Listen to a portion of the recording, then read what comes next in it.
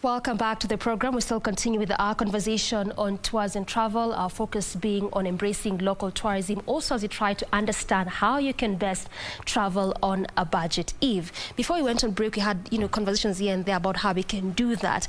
But again, for a local mwananchi or a common mwananchi, this is them, they have booked with you, but sometimes things can happen here and there, especially when you talk about the budget bit whereby one can start saving little by little, maybe towards August or December, I want to imagine. But what if something happens and they're not able to travel on that particular day? What is the cancellation stroke refund? Because then again, that is also one of the things that would make people not want to travel. Because I mean, if something happens, then what happens to my money? Okay, true. So as Dynasty, we have a cancellation policy. For group travel, we usually agree with the service provider, that is the tourist destination that we are going to at least make the payments at least 4 days to travel. So I'm guessing if someone wants to cancel the travel at least 4 days before the travel, they will definitely get a full refund.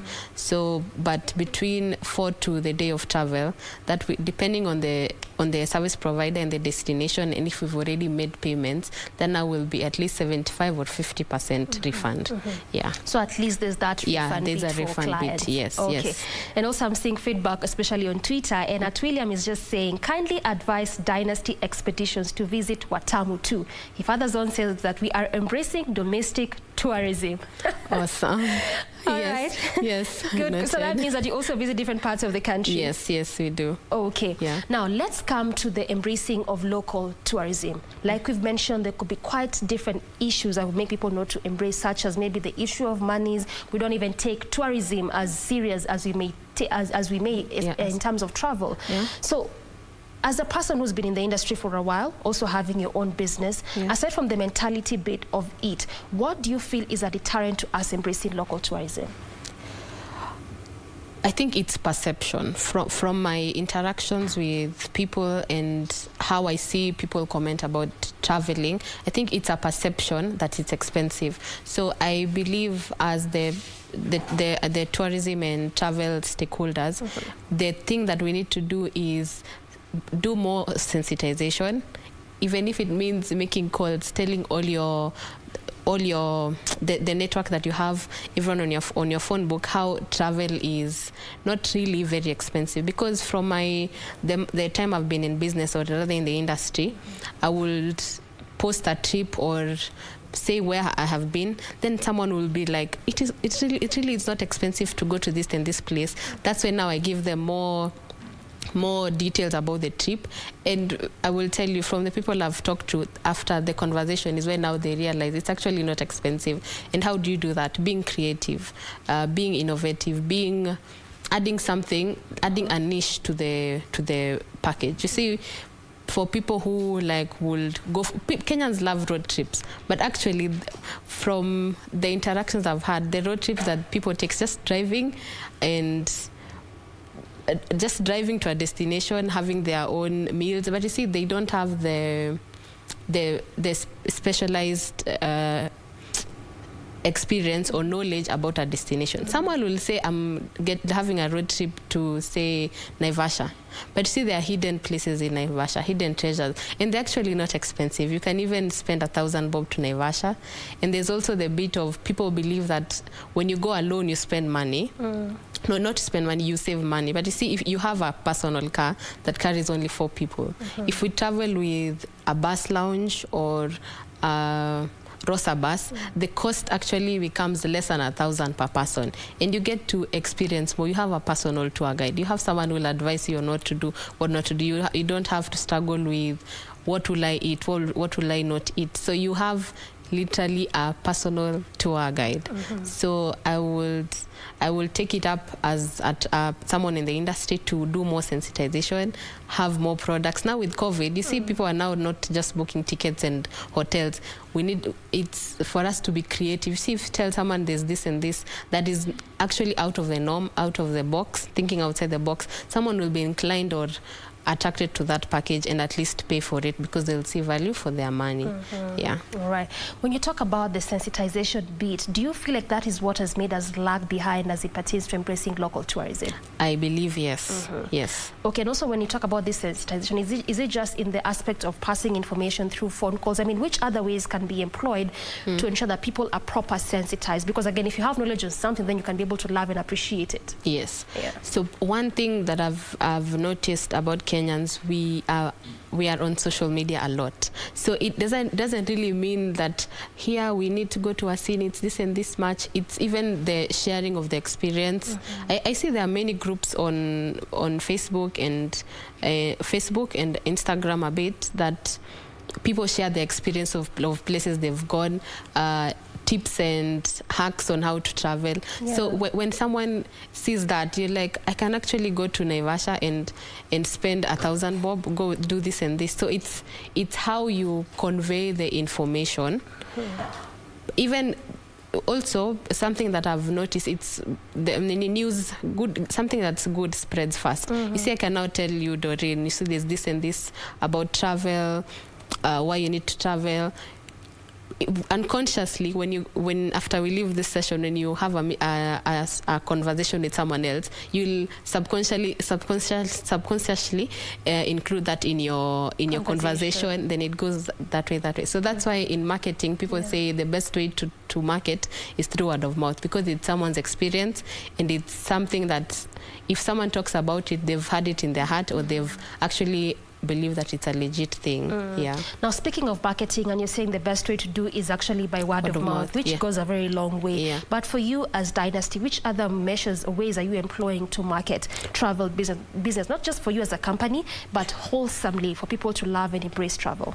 We majorly do a lot of so you see, I realized as one of the reasons why we focused on group travel, I realized, yes, you'll tell someone, you see, you can go to Gatimayu or you can go to Kereita and it's a very nice experience. But you see, someone will not really get why you're saying that. So one of the major things we've been doing and that has attracted clients to us is recording the whole experience.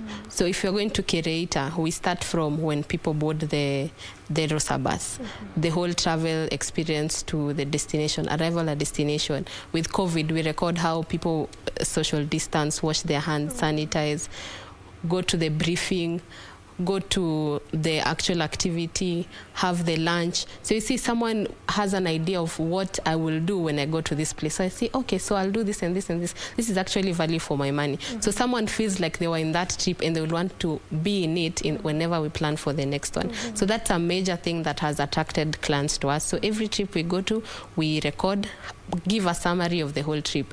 You see, bloggers would... not bloggers or vloggers will just have a recording, oh, we are traveling to this and this place. So it's not a full experience. So you're like, okay, you went there and then what happened in between this time and coming back? I want to see to see everything and the whole process, even from people greeting each other, the introduction, the games we had, food, how long it took. So you see, someone would feel like they were in that trip and they would want to join. Yeah. Okay. So does it mean that travel business is a profitable kind of business in this country? In this country? From your perspective? From my perspective, I will say on a scale of 1 to 10, 6. Why? Why? Because why isn't it as profitable? It's profitable, but I think it's the perception that we have. You see, for you to sell to Kenyans, mostly the ones who are on a budget, you really have to really cut down on costs so that someone can pay for the trip, because it's not something that they would rather do and it's not in their bucket list, as compared to if you are... You see, like music, I see Kenyans love a lot of music. You see, if it was music and there's an event, no one will ever bargain that is 10,000 to attend, because it's something that they've budgeted for at the back of their mind or in their entertainment. So you see, you really need to be very creative. But I believe if you're very creative and know how to market and have the right service providers, it can be profitable. Yeah. So again, it all stems back to the sensitization piece. Yeah. Because again, like we said, if you have knowledge of something, then you can love, begin to value and appreciate it. Yes. All right. Going back to you being working, actually having an 8 to 5 job, working in a travel company before you began your business. Yeah. How would you say that experience has shaped you as a person when you came to this other side of doing business? Because again, there's always that difference between when I was employed doing the same thing and then I've gone to start my own thing. Sometimes there's that disparity. So what have you learned, or what has helped you do this business on your own on this other side? One thing that has working for the company that I was working for before starting this company, the major thing that has shaped me is knowledge and understanding the market, because I was not actually working for a travel agency per se, but an association in the industry. So you have the aerial view of the industry. That is the tour side, the travel side. So the major thing that I learned that shaped me was the knowledge and the networking, because I met a lot of people in the industry. So there was that personal experience from the people who are already in the industry owning their business. So I will say the reason actually, or the thing that really pushed me to start this is meeting the people and being encouraged to do this and this, and having you see, when someone has already been there, they will tell you what not to do, what you need to do. So that shaped me a lot and has contributed to me as a person and the business that I've just started. Okay. Yeah. Knowledge, as they say, knowledge is power. Yes. And if you get a chance to learn and grow, just do exactly that. Again, also, I'd like you to clarify for us, because I feel like a good number of us Kenyans wouldn't really understand the importance of a travel agent or a travel agency. They would say, I know of this place, I know of this hotel, why don't I just book directly? Why do I need to use an agent or an agency? That is a good question, and I've had that question for the past 4 years that I've been in business. One is, I will talk in terms of the services that we offer. One, you get personal. As an agency. Okay. First, as a client, you get that personalized service. Number two, you have someone who you will blame in case anything goes wrong. Who wouldn't want that? So starting from flights, you'll say, I can go to an airline's website and book my own flight to Amsterdam. Wait until your flight delays. Wait until you miss your flight. Wait until you didn't book a transit visa. Let's say from, you see, like you're going to, like, let's say the States, and you're passing through Europe, and you didn't have your transit visa. Who will help you? Who will you call? You're in a foreign country. That's when you call your agent. But that is a major thing that I will urge anyone to use a travel agency. You have someone to blame and someone to sort you out. There's also the upgrade. You see, if you book a hotel maybe to Mombasa, and you've been a valued client to me, definitely there's that aspect of having an upgrade for you, discounts for you. Some agents also have loyalty programs for someone. There's majorly someone to sort you out. Number three is personalized experience. If Doreen is my client and I book you to, let's say, a hotel in Amboseli, I will call the hotel and tell them, she likes the garden view. I want her to have this and this experience. I will know your birthday. You'll have surprise on your birthdays. There's the personalized touch, and personalized touch. I could go on and on, but majorly you have someone to take care of you from the beginning to the end. If an offer comes, I know this one, Doreen would love this. So it's majorly someone to be your guide. And clearly, just the way you're mentioning, also there are so many perks that come with it. And I feel like that was at least important to explain or clarify, because there's always that notion of why should I pay extra by using an agent or an agency when I can just pay directly to the hotel or to the place that I really want to go? But that clarification is very important, at least to understand the need and importance of agencies, which bridge the gap. Okay, you talked about the success stories that you feel you've made thus far. What about that bad break? Just being all through in the same space, you felt like this actually for me is a tough time. I may even have felt like I want to quit or give up. What was it like for you? Tough time. I think I will say currently this third wave. So this is actually the most difficult part for you. Not even during the first and the second wave. No. Okay. This time is one of my lowest time, because I'm thinking this is the third wave. Last year we were at 0. You see, this year we have plans. We have a lot of bookings for like the next 2-3 months. But you see, with the wave, you really don't know what will happen. So that is my lowest point right now. You're even exploring on what else you can do, how I can think outside the box to make sure I stay afloat as a company.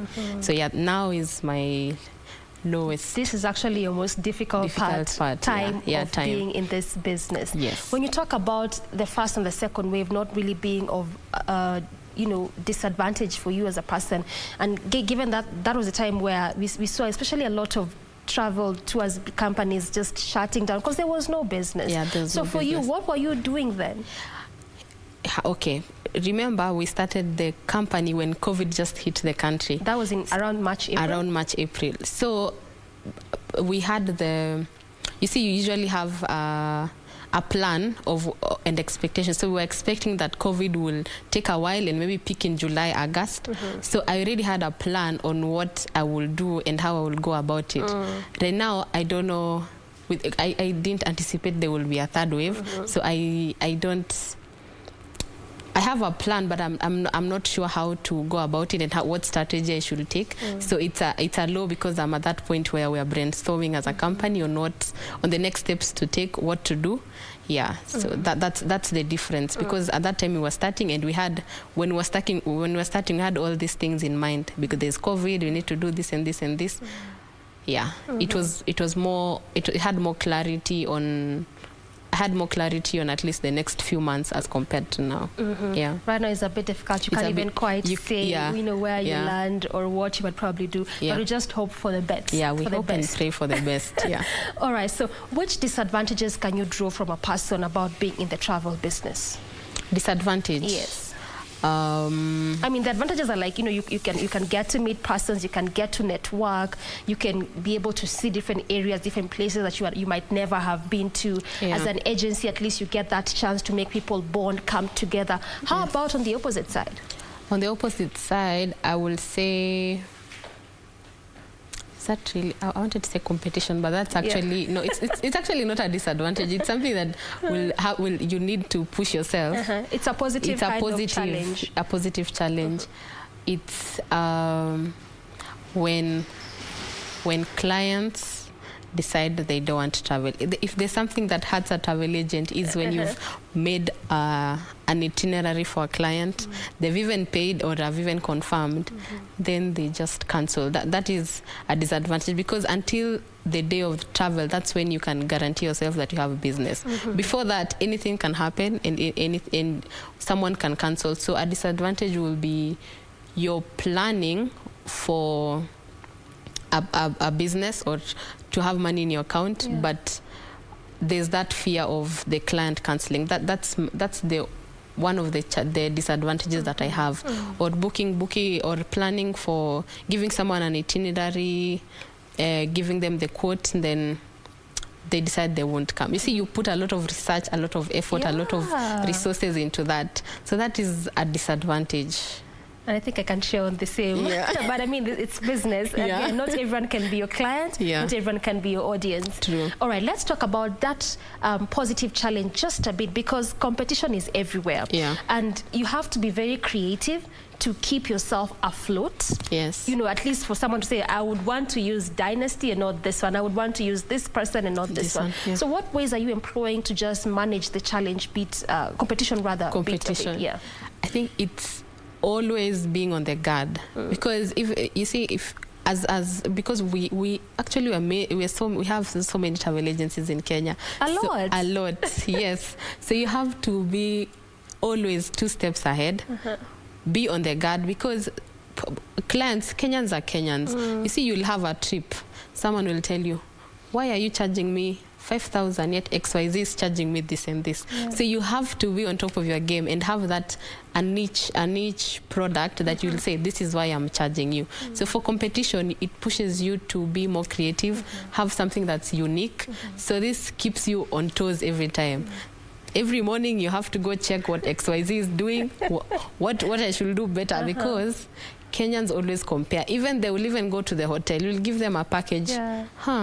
Let me call the hotel and confirm that you're not lying to me. Yeah. So also that's why it was important for us to understand the importance of a travel agency. Yeah. So it's working on that challenge is actually being a step ahead. That means you have to put in a lot of work and research and effort, and always have an open mind and come up with new ideas and products. Because I also have clients who will send me, if I have a trip, or you have those loyal clients to Dynasty, they will just find something online, or someone will send them a package or flight costs. They will send you, XYZ is charging this and this. Check your costs, because people will go there. So you have people will also keep you in check. And so you see, now you have to go to the service provider, negotiate more and more, so that you be the better option. Yeah. Clearly, that's why I said not everyone can be your client, not everyone can be your audience. It's also just how hard you work to make sure you maintain and retain such kind of clients. Also, as you draw the conversation to a close, I wouldn't want to miss that part of digital marketing and how the digital space has helped your business stay afloat. Because then again, we're living at a time where we're being told either work at home or just look for other avenues in which you can do your business. And the digital space looks like to be the most space or scope where we can do all of this. So for you as a person, as a company, how has the digital platform helped you?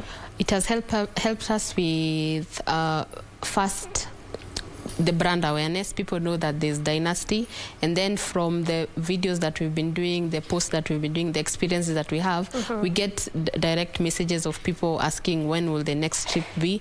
I would love to join the next trip. This is interesting. So you get at least out of 10, you at least get 2 people who will book for the next trip. So yeah, we are actually on all platforms: YouTube, Instagram. We have a website, that's dynastyexpeditions.com, Instagram and Facebook, all of them Dynasty Expeditions. So I will say, as I told you before, YouTube is our major attraction, because people get to feel the experience and want to join in the next trip. So yeah. So digital space is actually a place where we should all be trying to venture into. Yes. All right, so what next as it pertains to tours and travel? Which areas have you arranged for people to go, and why those specific areas finally? So we have, from the tweet, we plan to take people to Atamu, as I think just from the tweet. So what William was saying. Yeah, what William was saying. And as I told you, we have people who want to go to Eldoret. I know it's not a typical destination, but our clients want to travel to Eldoret. So we are planning a trip to Eldoret. We have one in Watamu, and a circuit trip that is Masai Mara and Samburu and to the coast. So you can check out our website. We have the packages there and the trips and costs. Yeah, it's time for people to explore different parts of this country and embrace local and domestic tourism. Yes. Thank you so much, Eve Lucky, the co-founder of Dynasty Expeditions, talking to us about matters tours and travel, and also ways in which you can be able to embrace and love domestic and local tourism, which is where we bring the conversation to a close, and also the end of Good Morning Kenya this Wednesday. My name is Doreen. From me, and on behalf of the entire team that made this show a success, we say thank you so much for watching. Till tomorrow, good morning.